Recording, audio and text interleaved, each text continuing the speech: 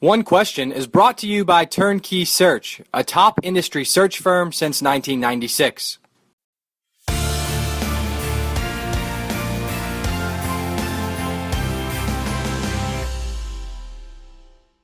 You know, we don't want to beat this situation down too much, but it's a really fascinating sequence of events that really doesn't happen too often, specifically as it relates to athletic director selections, searches, and transitions. But what have you learned over the last 24, 48 hours on what happened at Montana State?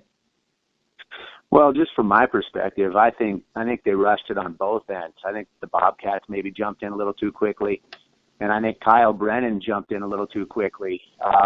He, if you recall, wasn't even on the list of original candidate interviews on campus. They had a Monday, Wednesday, Thursday, and Friday scheduled.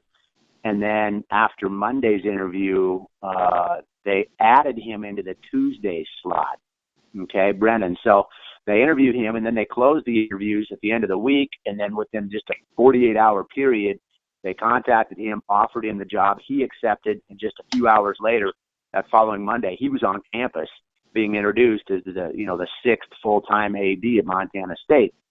Well, even later that afternoon, Kyle Brennan told our reporter over there, geez, I'm blown away by the cost of living here, the prices of housing, that sort of stuff. So that's a concern for me. That was just a few hours after he'd been introduced publicly, So that was the first hint that maybe he'd rushed into it. And then, he took the week, went back to Utah, and then announced his statement. He called Waded Cruzado exactly a week after he was introduced to the president of Montana State and said, hey, I've had a change of heart, finances, and my wife's job here at Utah, and I love my position here at Utah. And maybe most importantly, his son, who we're told has been diagnosed with leukemia, has terrific medical care down there. So that sequence of events led him to just back out and say, I'm out. It didn't leave the administration very happy on campus at Montana State. We had one person quoted us telling us that, geez, it's too late in the game, for something like this to happen. So long story short, I think it was a whirlwind for both Montana State and Kyle Brennan, and it just didn't work out. And as I told you before we started this conversation, I caught up with Leon Costello this morning in an interview that will have already run by the time this one does. And I feel like Leon had a terrific outlook on how this all played out, and sounds like he's got a great perspective on getting going in Bozeman and being super excited about it and having a very positive demeanor about moving forward. But how do you boil down the impact this could have on the fan base? If any, it does feel like President Cruzado changed gears pretty quickly and maybe played some damage control and maybe end up making the right move in the long term anyways. Well, I had a chance to talk to a few people on the search committee, boosters, quarterback club members, and they said that they liked Kyle Brennan, but they loved Leon Costello. And it was just a bizarre 24-hour sequence. I was surprised. The fan base was stunned. I mean, you've got a new AD who bails on the job, and then within 24 hours, they've got a new AD hired. So the perception that I get from talking to these people is that, for whatever reason, they were 1 and 1A. Kyle Brennan was number 1.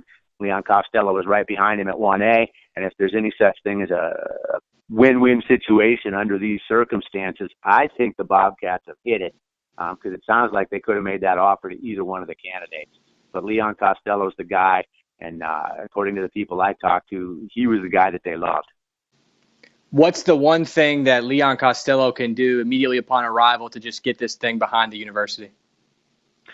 Go out and raise funds, earn money, and start right away on building facilities or improving facilities. I think that's what the Bobcats were looking for originally.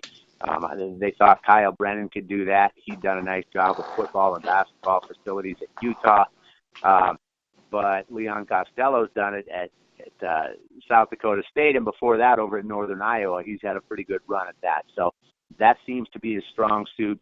He's young. He appears to be energetic. And, again, you had the chance to chat with him already, but, his reaction when he didn't get the job, he was pretty disappointed. But his ultimate outlook was, hey, things happen for a reason. and this is falling into my lap, so I'm going to jump on it. He won't start until July 1.